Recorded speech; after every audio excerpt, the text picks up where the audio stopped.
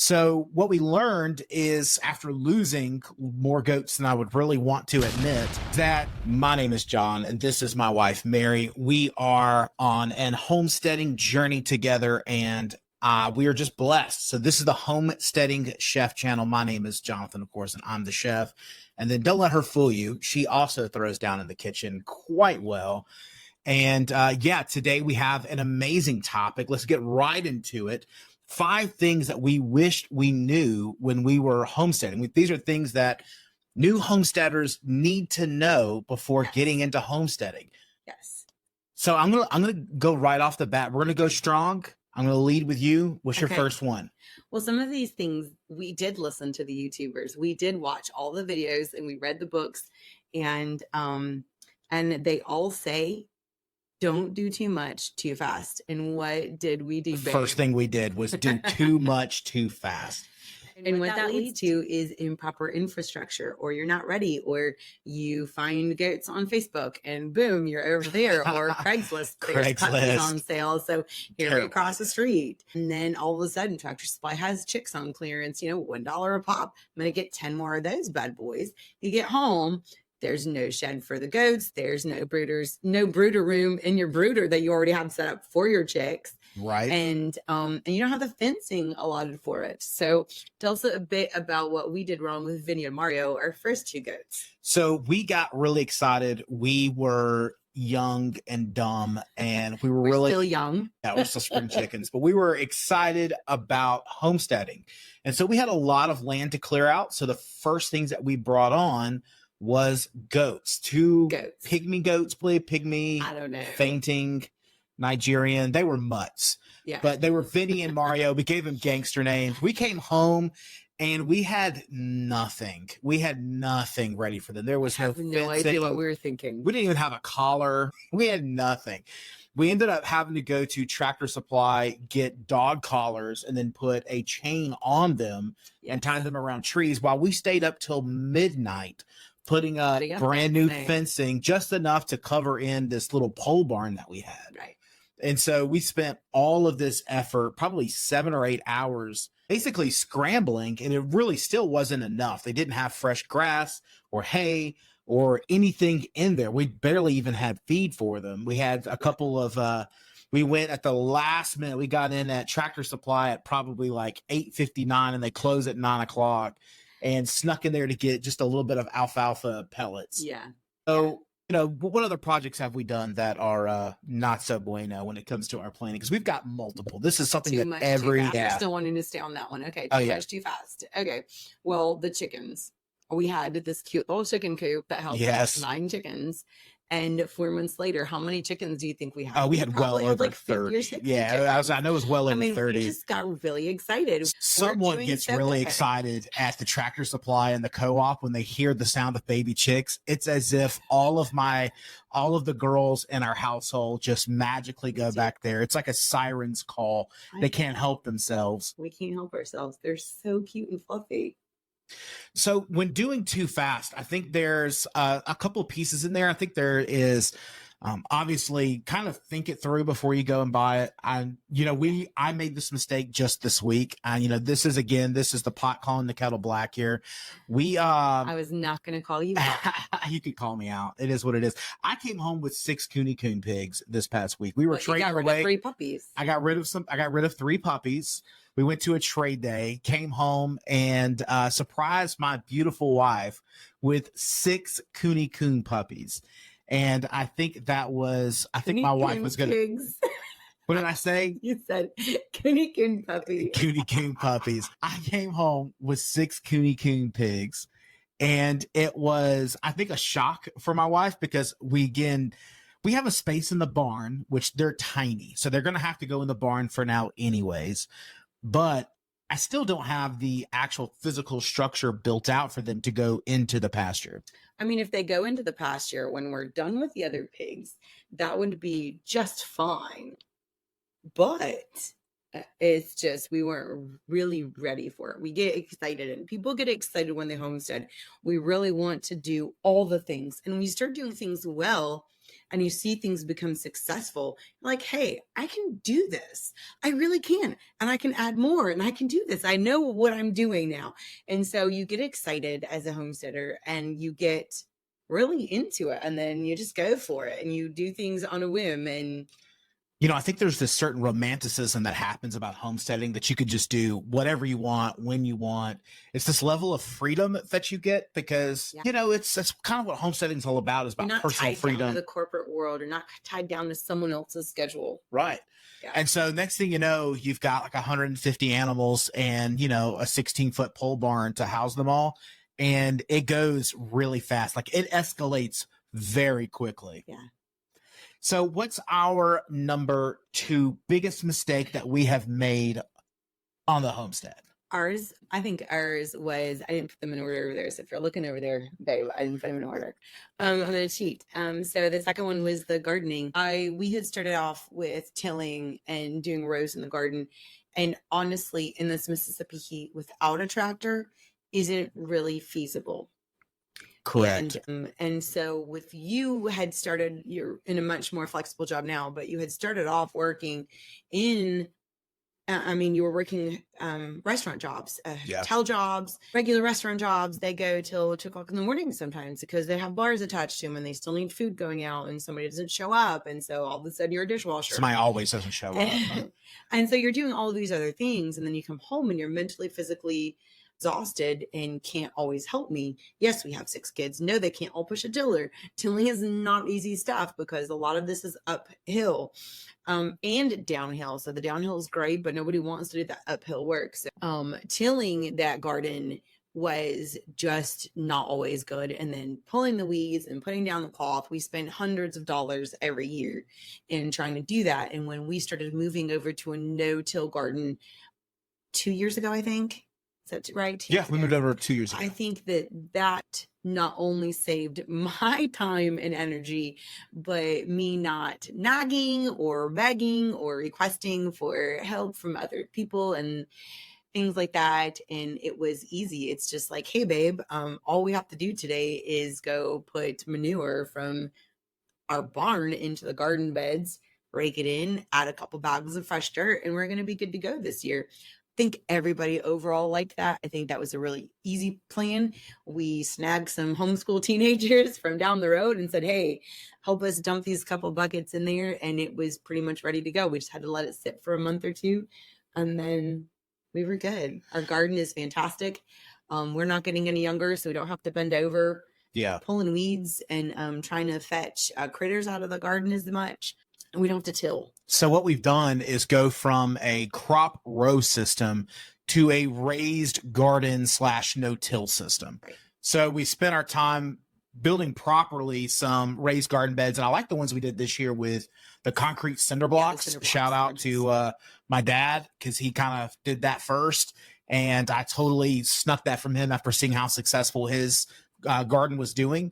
So we've switched our things over to these raised garden beds, and we're doing maybe 20% of the size garden that we've done in the past, but we are probably tripling our yield that we're doing, because I can focus my time and my energy on a smaller space, and we can focus the fertilizing or the weed picking or whatever needs to be done, trimming the leaves off of the tomato plants and all of those little things that you go through in your garden every day. Walk through it and you do those little things.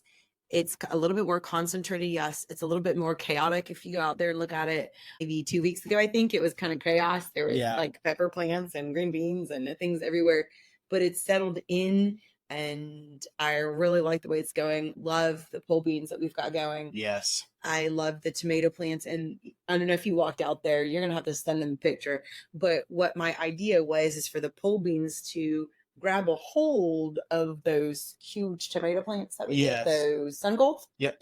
The sun golds get really tall. They get taller than me. They get like 12 feet. We've had them completely wrap over the top of the cattle pen. Right. And so the idea is that these pole beans or rattlesnake beans was intertwine and grab a hold of them and provide that trellis work between that and the cattle panels and propel them upwards, but give them structure. And a lot of that is happening. Yeah. I'm really, really happy with that.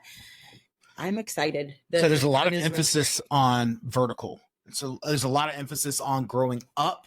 Yes. Instead of everything being flat on the ground in rows, everything is about going up. The cucumbers. So yeah, cucumbers, fantastic. Beans, tomatoes. I think we've even got a squash or two that's pretty close to that.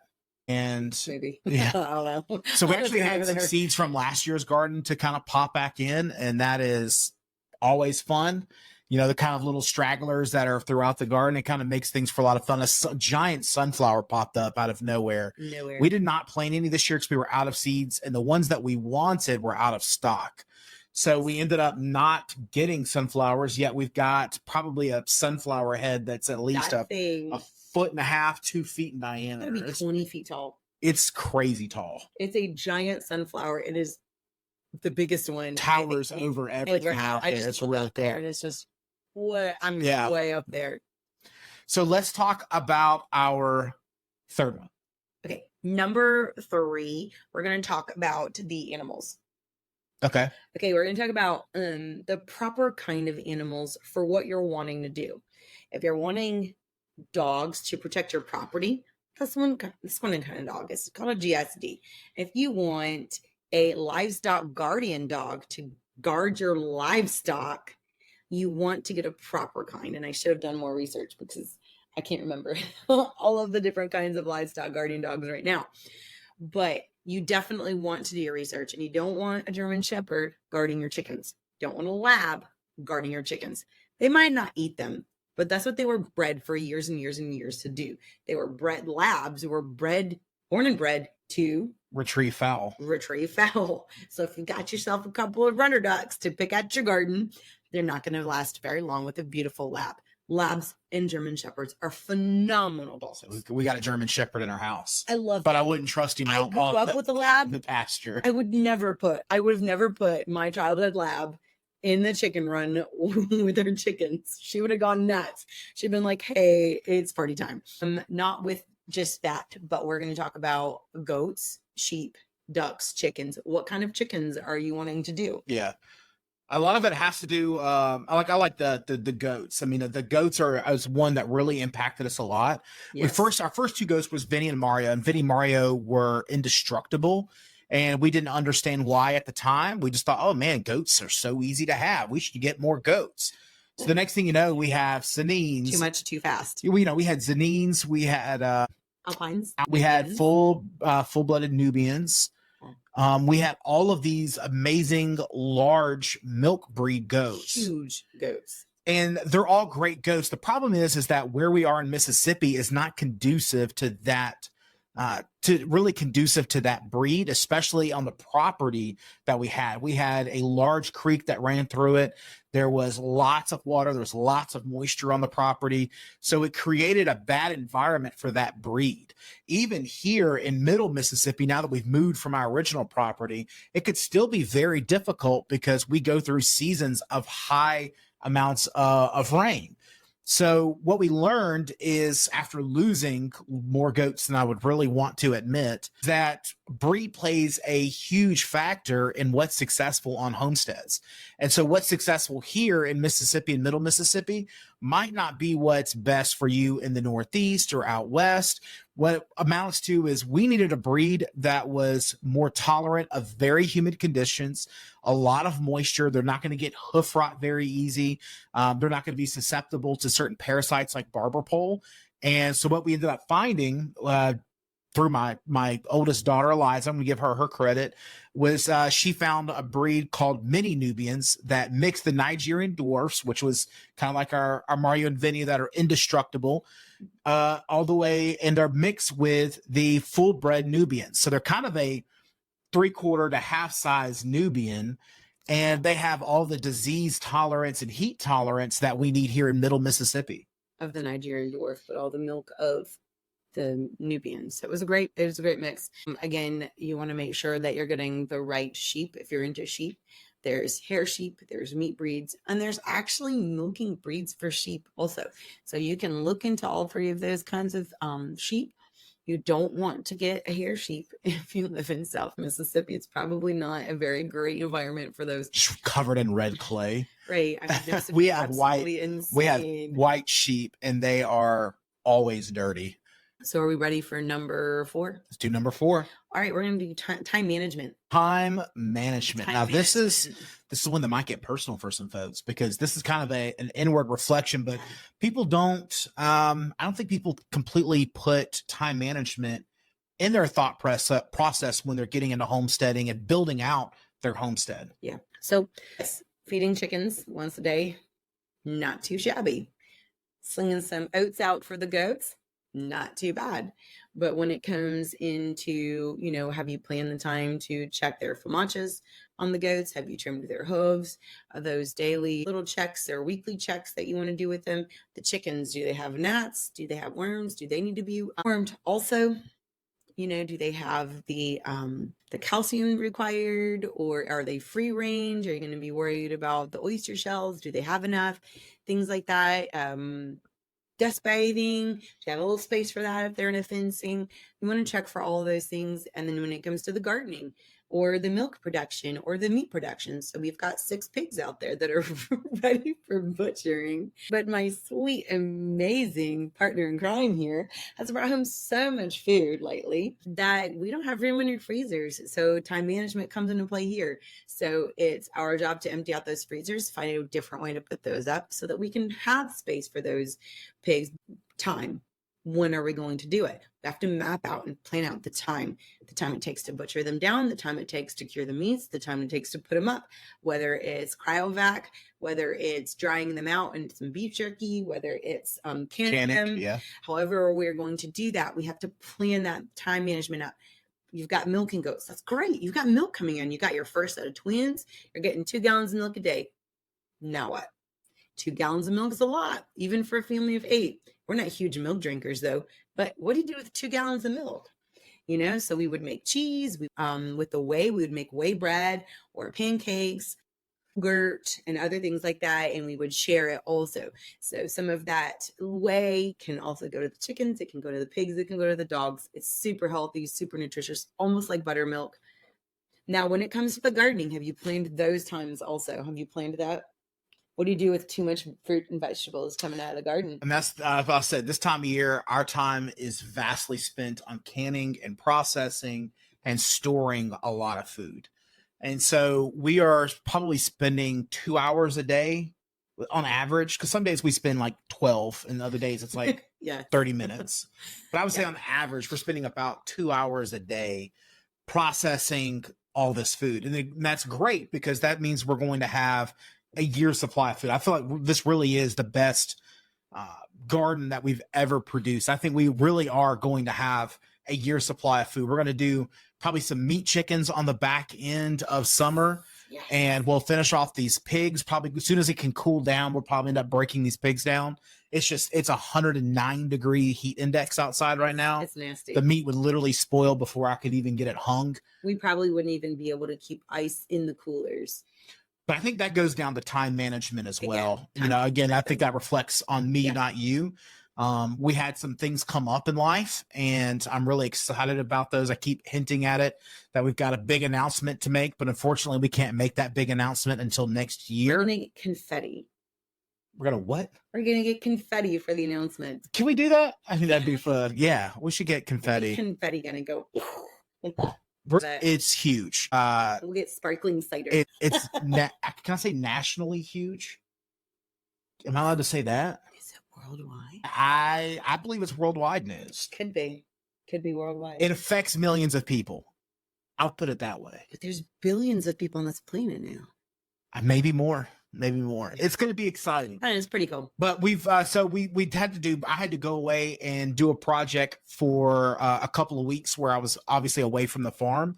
And so that delayed that butchering process. And when I got returned back home, it's already over 100 degrees in Mississippi, and butchering down animals in this heat. It's not just that it's miserable for me, because obviously it would be, but it's also just the conditions. The meat would spoil so fast. Yeah. So we're going to have to hold on to these because we have poor time management on the front end. Not on purpose, though. That was an accidental time management. We've hit mine. I think you had one that we did not hit. We dabbled in it a little bit, and I think this is a number 6, an extra one. This would be 5. I did. Look at that. I had good things on the other side. On the flip side of my page, I had good things. Oh, gotcha. Things that we did right. There we go. So I think the biggest thing that I see, the worst mistake that homesteaders make now is that we have this ability to not plan our infrastructure. Infrastructure is probably the most important part of homesteading. It's definitely the most expensive part of homesteading. It's this big one-time investment that you got to make. And we did really good at our first homestead about finding free this and free parts, free wood, free fencing. Recycling place that you could literally, like, people would just leave their recycling. Technically illegal, but everybody. I didn't know it was illegal until somebody came and told me, okay? So it's not my fault. But it was huge. It's frowned upon. I don't think it's illegal. It's frowned upon. It's frowned upon. But they weren't picking it up. It would sit there for weeks, like free pallets, free fencing, T-posts. We were in an area rates and everything. We were in an area that was under like rapid development. What was farmland is being rapidly converted to it's rapidly being converted to apartments and buildings for the universities, Mississippi State. Yeah. And so they're just taking these fencing and T-posts and all of the stuff, and they're just dumping them at the site. They're not even putting it in the dumpster. They're just sitting it beside it. And so we would just kind of roll up there. We had to go buy it anyways on our way home from town. So we would just kind of swing in and kind of take a glance, and then things just may or may not have appeared in the back of my truck. The time the Coca-Cola factory was deciding that they were going from wood pallets to plastic pallets. Yeah, they called us, and I was just happened to be driving by after going to the library or something with the kids, and then I saw them. It said there was a sign that said free pallets, and I immediately called you at work. I was like, "Hi, we need your truck now." Yeah, and you were like, "What?" I'm like, "I'm bringing my van, and we're switching cars.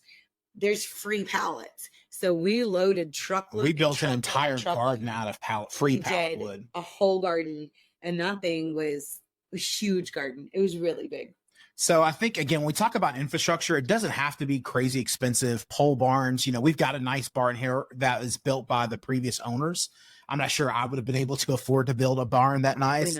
It's nice to have, but it's not the only thing that you have options. The big thing is that you're planning it out and taking the time to physically map out, go to Google Map, search your property, print it out, and physically draw on paper. It's also easy to do if you've got an iPad, you could screenshot your property. We did that, where we screenshot the property, and then with the Apple Pencil and the iPad, kind of draw up what we were going to do. And we did that here, and then we decided not to do what we were doing. So it's okay. It's going to be some adaptations. What you're wanting to do is map things out better. I think what happens is that, you know, we made mistakes even on this property a little bit. We wanted our chickens to have a lot of free range. Like on our last property, the chickens had probably a whole acre worth of property that was fenced in and 8-foot fencing, that they were very well protected. Overall, we didn't have, once we kind of pulled the other trees off of that fence line, and we prevented the raccoons from jumping from tree to tree in. And we taught our dogs. And we had the dogs.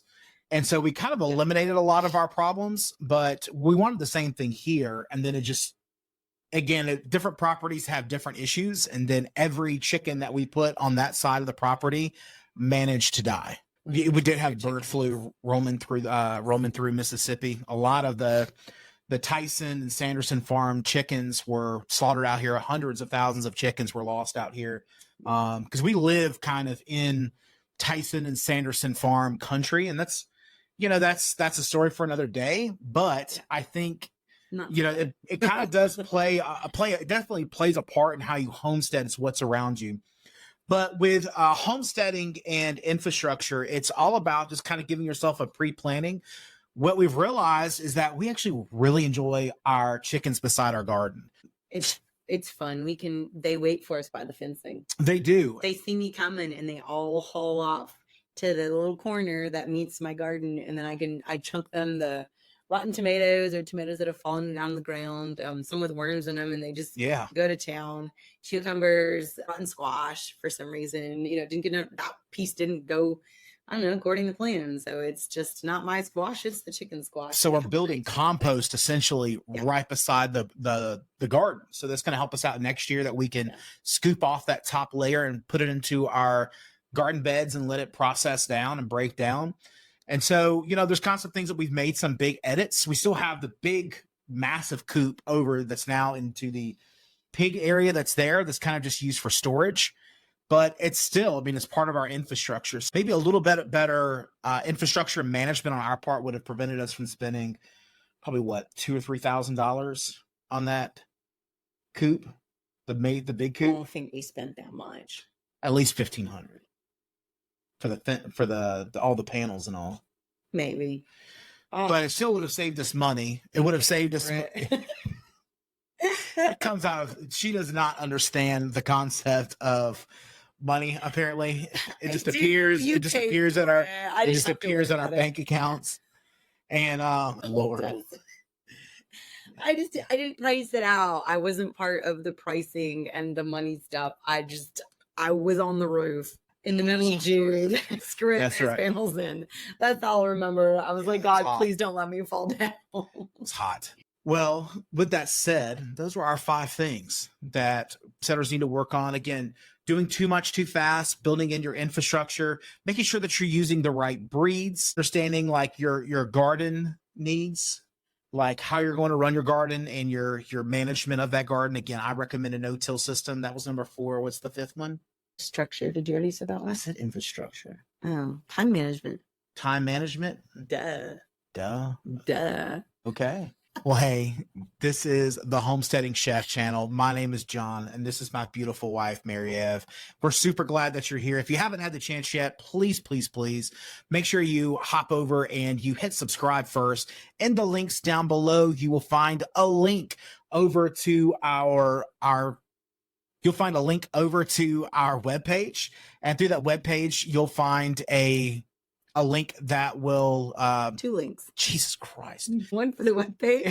Hey, so if you go to the link below, you're going to go to our website. Website has great information where you can sign up for a monthly newsletter that'll get you great, super cool, super important, backside, super secretive information. So we're super excited about that. Thank you. Thank you for that hype up. So yeah, we have a once a month newsletter that goes out and it gives you behind the scenes. You also get exclusive content. You get entire recordings of podcasts because these obviously get snipped up. So we put a lot of the unedited or less edited podcasts. If it's just a bad edit, sometimes you kind of edit a little bit. Yeah, you got somebody in the background. Hey, Martha, yeah. So with that said, it is a pleasure. We look forward to seeing and talking to you next time here on Homesteading Chef.